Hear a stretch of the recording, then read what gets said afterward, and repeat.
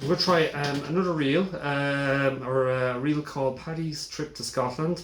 I learned this, or I heard this tune played many years ago at a folk festival down in Clarny, and it was played by, at the time, Aegon Olinchik, who's a fantastic concertina player, who also used to play in the group Slide, but a brilliant concertina player. I would have heard Aegon playing this tune. I think it's called, I learnt after, it's called Paddy's Trip to Scotland. It's played a good bit in Donegal as well, and I've learnt it on the fiddle then at the winter school, or the winter festival up in Guidor. So again, great tune, it's real. Again, you should be able to get notes of this tune on the internet fairly handy.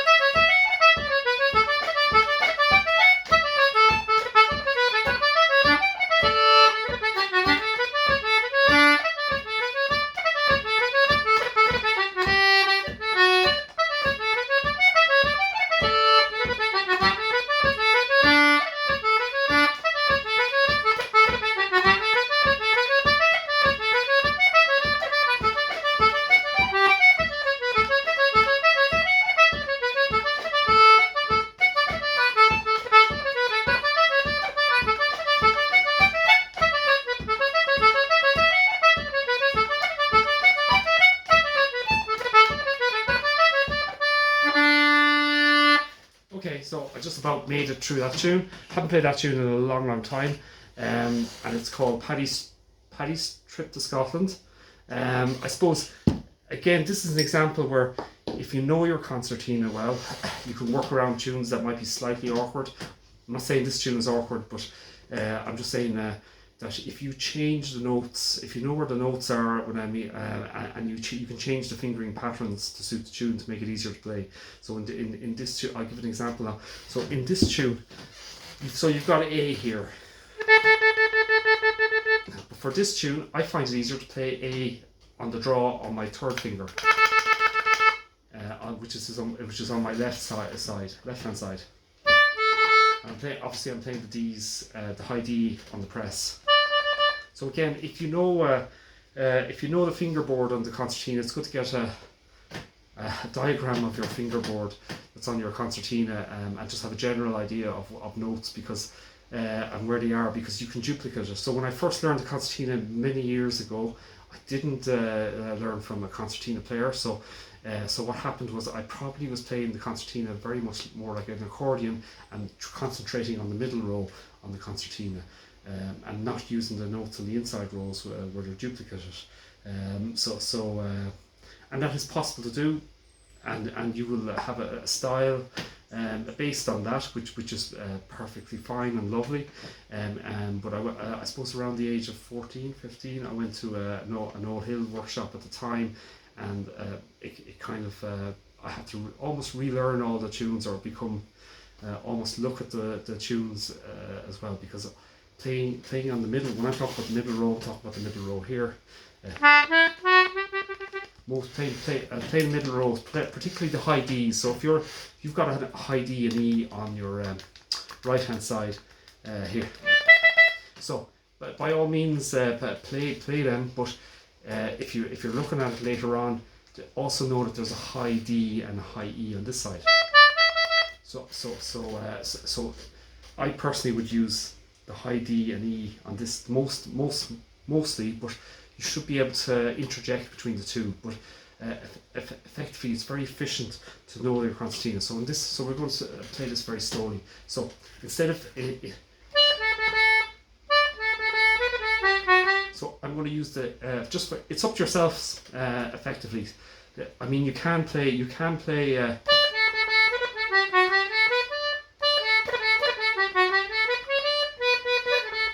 on the middle rows, but just have enough of the idea of the concertina that you can switch your notes and it definitely promotes dexterity in terms of moving around different notes. So on this one, I'm using the third finger to play the A out.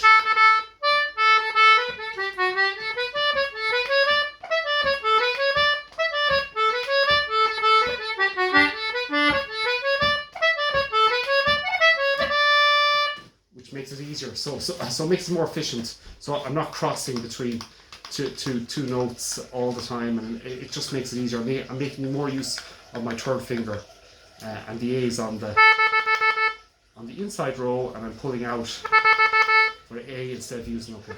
So the ornamentation I'm using is, so pull the A, and then DBA. But keep the ornaments so subtle, you're just almost running your fingers over it. So.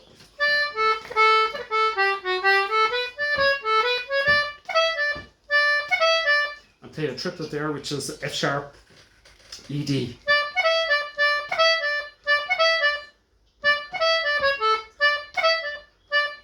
Maybe it's a cut, more of a cut.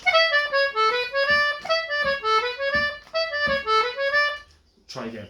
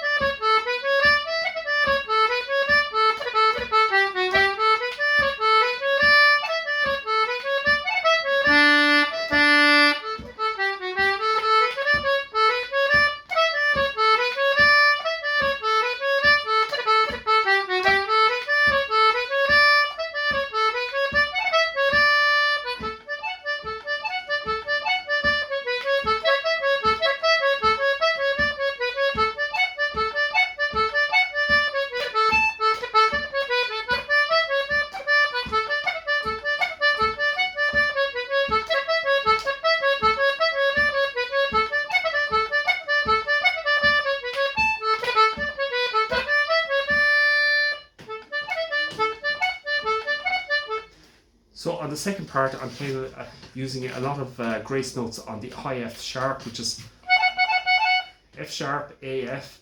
And look, the more you do these ornaments and build them up, you can put them into any tune, not any tune, but you can put them into tunes where you have a long F sharp or a slightly, it's almost instinctive. It becomes instinctive where you can put them in, and it's up to your own style then or and taste. So it's,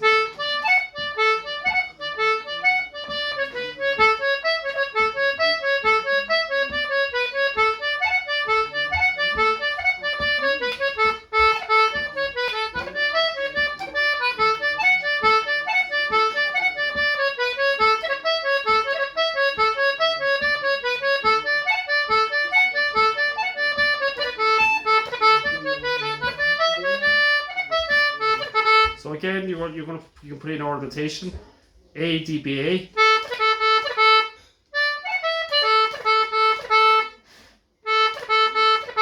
So again, make it as subtle as possible. So A, and then. So that's for the first part. The second part, I'm doing a lot of ornaments on the F sharp, A, F, which is F sharp, high A, and back to F sharp again. So it's,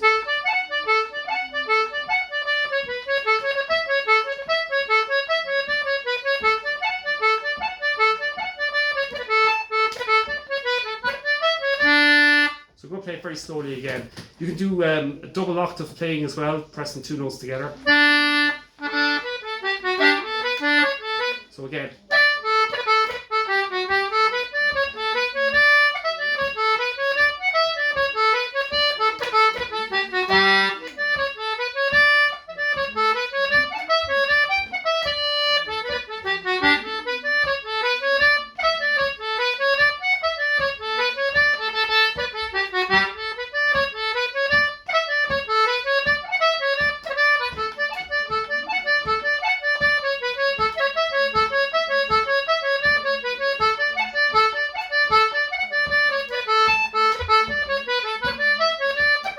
We've got an ornament on the D press, which is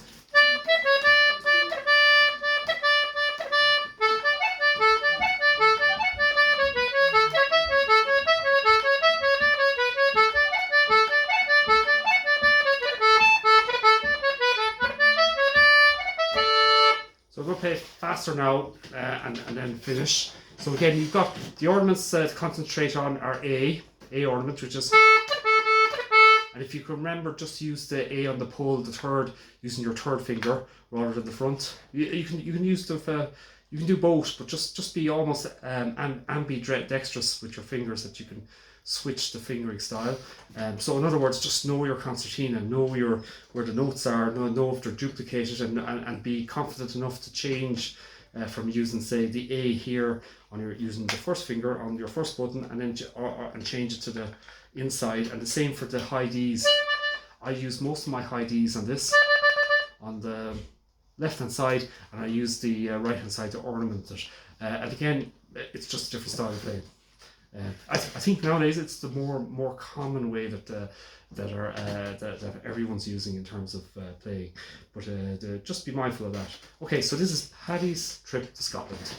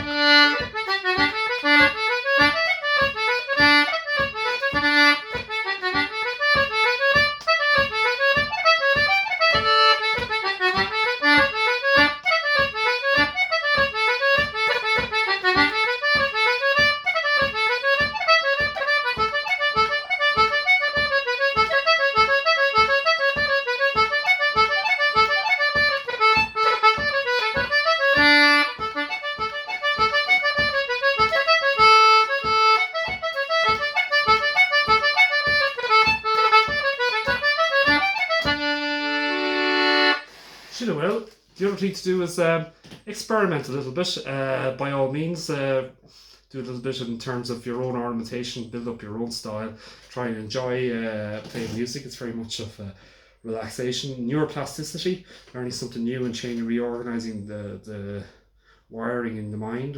What's it, the neurons that fire together, wire together. So effectively, if you're learning something new, it changes the way your brain is structured in terms of how the neurons are firing and wiring together. Okay, shouldn't well. Paddy's trip to Scotland.